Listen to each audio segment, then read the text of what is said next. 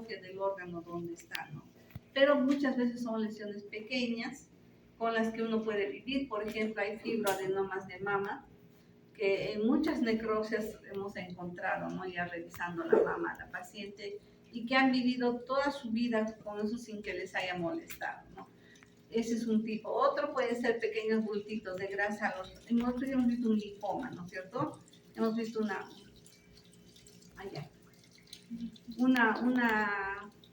lámina en la que hemos visto los adipocitos maduros, todos grandes, y eso es un lipoma, ¿no?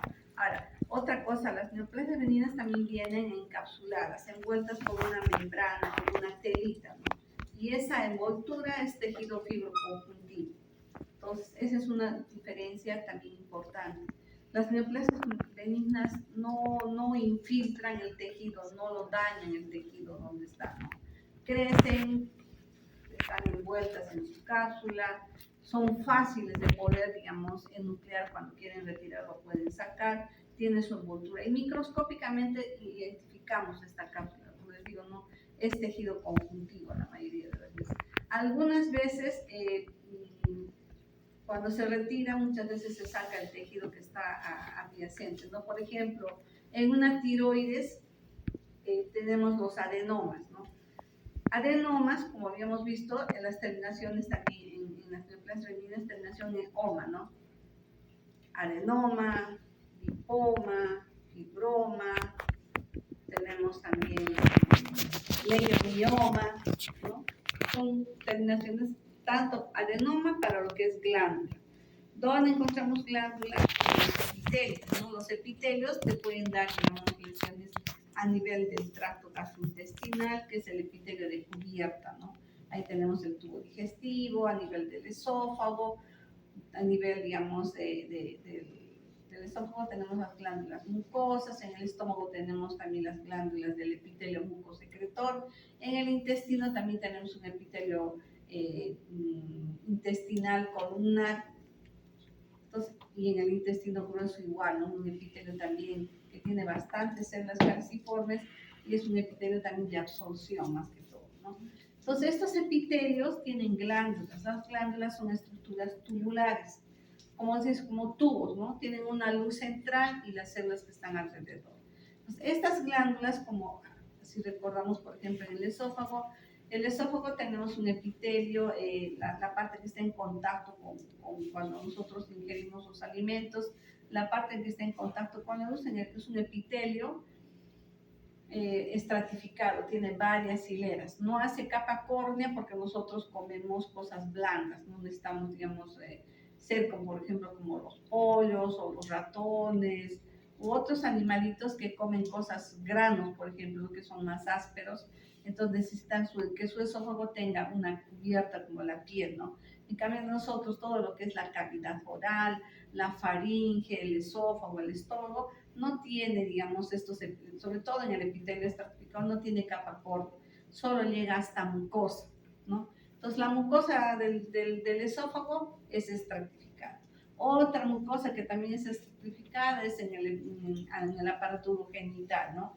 Tenemos en la vagina, tenemos en el cuello uterino, tenemos en la uretra, después tenemos epitelio estratificado en la conjuntiva, en el conducto auditivo interno, tenemos a nivel del tracto respiratorio, todo lo que es faringe, laringe, ahí tenemos epitelio estratificado, ¿no? Entonces, estos epitelios estratificados, a pesar, digamos, de que tienen varias hileras, tienen una especie de glándulas debajo, ¿no? Por ejemplo, en el esófago, para que nosotros podamos pasar los alimentos, siempre hay una determinada cantidad de moquito en el esófago, ¿no? Junto con agua. Eso permite que se pueda deslizar el bolo alimenticio. En el cuello uterino igual, ¿no? Hay también glándulas que le van a hacer que se produzca moquito y eso también hace, digamos, nosotros las mujeres sabemos, ¿no? Que antes de la regla también se incrementa esa cantidad de moquito y hay un flujo normal, ¿no? Y ese flujo es producido por estas glándulas mucosas que están en el endocéfalo. Otro sitio, en la conjuntiva también tenemos una especie de glándulas que también hace que tengamos, digamos, el ojo lubricado. En el conducto auditivo externo tenemos una especie de glandulitas que aparte de que, digamos, nos van a producir. Las células también se ubican, ¿no? En conjuntos internos, pero en pequeña proporción. Entonces, en diferentes lugares hay glándulas. Estas glándulas pueden proliferar, pueden crecer más de lo normal. Cuando crecen más de lo normal, ya digamos hacen tienen ya un cierto volumen, van a ocupar un espacio. Entonces, esta proliferación de glándulas llamamos adenomas, ¿ya? Ahora, puede ser, digamos, del epitelio columnar también del tracto digestivo, ¿no? Del estómago. En el estómago tenemos un epitelio mucosecretor, básicamente, ¿no? Es un epitelio cilíndrico, ahí también se pueden formar los adenomas, ¿ya? Entonces, en el intestino también se pueden formar adenomas. Ahí tenemos el adenoma a nivel del intestino delgado, del intestino grueso, también se pueden formar adenomas, ¿no? Entonces, estos adenomas hacen como unos bultos, como unas bolitas, y pueden crecer y tener forma de arbolitos. Cuando tienen forma de arbolitos los llamamos pólipos, ¿ya? Puede ser un pólipo, digamos, la parte de la copa del arbolito, viene a ser toda la proliferación glandular. Y el talito, una determinada cantidad de tejido conjuntivo que lo une con la mucosa. Entonces pueden presentarse en forma de pólipos, pediculados cuando son como arbolitos, o pueden ser sésiles cuando es una bolita, como una verruguita encima de la mucosa. Entonces esto los gastros también lo ven cuando hacen endoscopías, y toda bolita, proliferación, lo sacan. Porque no sabemos en qué momento pueden degenerar. Entonces muchos pacientes, por ejemplo, cuando hay, digamos, molestias a nivel del tracto gastrointestinal, sea, digamos, cuadros de dolor, diarrea, dispepsias o malestares que sienten las personas, van y se hacen revisar, ¿no es cierto? Entonces, cuando hay, digamos, problemas ya de diarrea que son crónicos o dolores así, ya los gastros sospechan que puede haber algo, ¿no? Entonces, si le hacen su colonoscopía, a veces se encuentran con que hay pólipos. Estos pólipos son los que están causando ese tipo de molestias, entonces lo retiran también. Entonces, cuando nosotros ya revisamos la muestra, encontramos que hay muchas glándulas, ¿no? Siempre nos fijamos, esas glándulas son benignas. Si yo digo benigna, es porque estoy mirando el núcleo. Si ese núcleo es de bordes regulares, parejito, la cromatina también como un polvito suave, distribuido finamente, y se guarda la relación núcleo-citoplasma de 1 a 3, no hay ningún problema. Sí.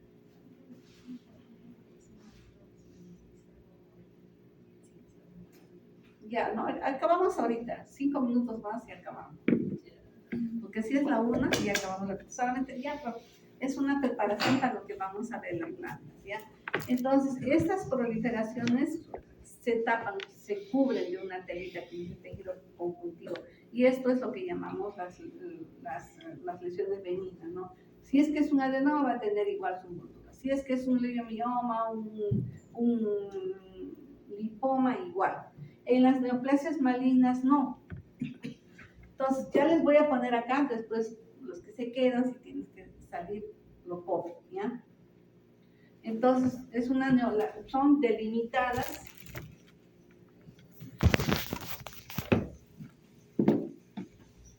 Tienen cápsula.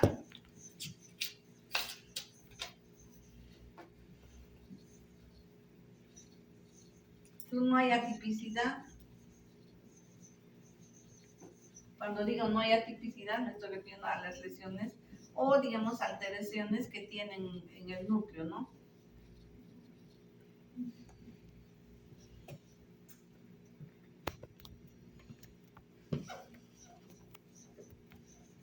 Pues acuérdense básicamente eso, ¿no? Esas son las lesiones benignas. Pueden estar en el órgano, ya sea en el órgano donde hay desarrollo, sea en el útero, debajo de la piel, a nivel celular cutáneo, puede ser también lesiones, digamos, de los músculos, ¿no? Pero es bien raro que, digamos, tengamos una hiperplasia de los músculos. Realmente, lo que cuando vemos hiperplasia en el útero en gestación, vemos que aumenta de tamaño, pero una vez que ha pasado la gestación, por el efecto hormonal, vuelve el útero, involuciona y regresa a su estado normal, ¿no? Pero hay otros órganos que no pasa eso, ¿no? Por ejemplo, un leiomiosarcoma puede empezar en un leiomioma, Por eso es que estas pacientes que tienen sangrados y dolor abdominal cuando tienen los leiomiomas, la indicación, si son muchos, ya son de cierto tamaño, más de 2 centímetros o 3, la indicación es retirarlos. Porque no sabemos en qué momento estos pueden degenerar y cambiar y volverse atípicos, ¿no? En el caso de los miomas.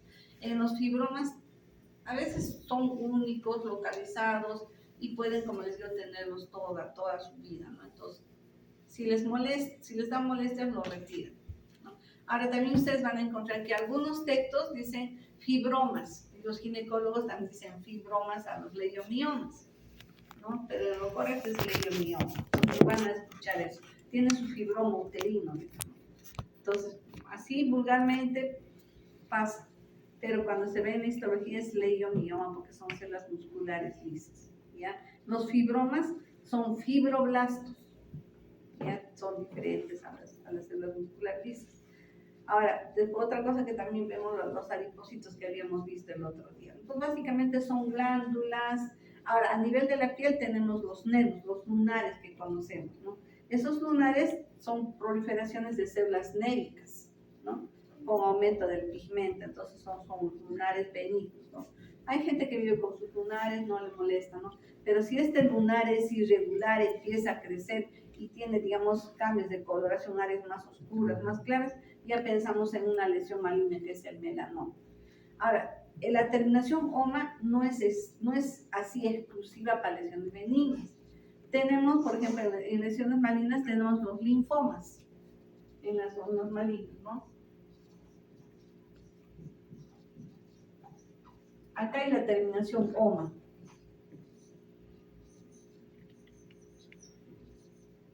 Pero es limitado, por eso yo lo pongo entre comillitas, ¿ya? Porque no es para todo. Porque vamos a tener en los malignos el linfoma. Vamos a tener el melanoma. ¿Ya? Que siendo con la terminación OMA, son lesiones malignas, ¿ya? También hay otras lesiones malignas, ¿sí? Los blastomas, por ejemplo, son lesiones, proliferaciones de lesiones embrionarias, primitivas. A pesar que terminan en OMA, son lesiones malignas.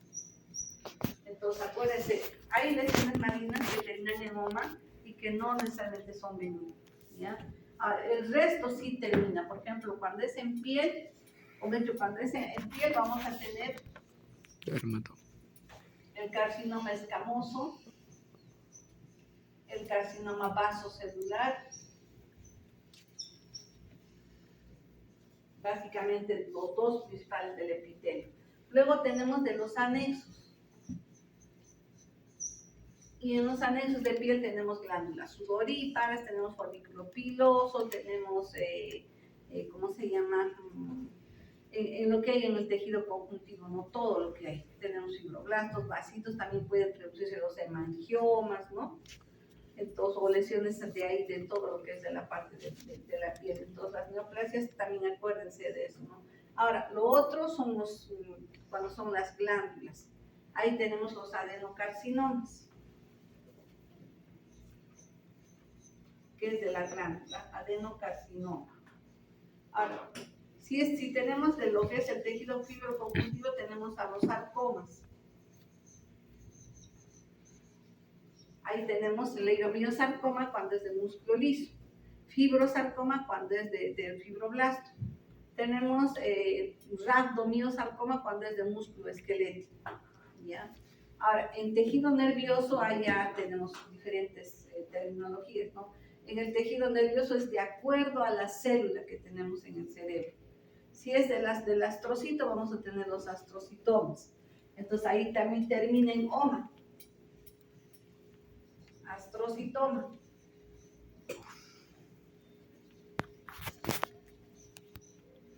Y termina en oma, pero es maligno, ¿ya? Entonces acuérdense, no siempre, a veces eso también pasa, ¿no? Que a los chicos cuando están pasando visita a algún cargoso se le ocurre preguntar algo y los matan. Entonces el linfoma es benigno, termina en omas. No, no es exclusivo para todos, no para unos cuantos nada más.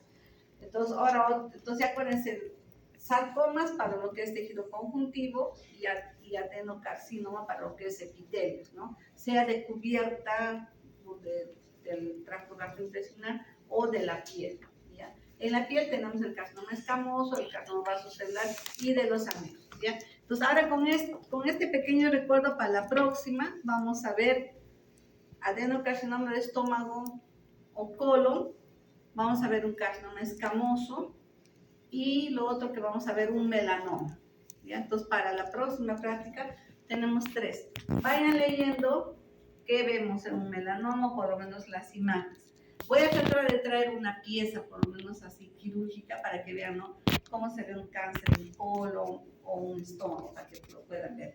Y en la histología, acuérdense, los criterios de atipicidad: pérdida de la relación núcleo-citoplasma, el núcleo es más grande de lo normal, algunos textos también llaman nucleomegalia o macronúcleo, cromatina irregular, grumosa, ya no está finamente distribuida, nucleolo o nucleolos prominentes, rojos, ¿ya?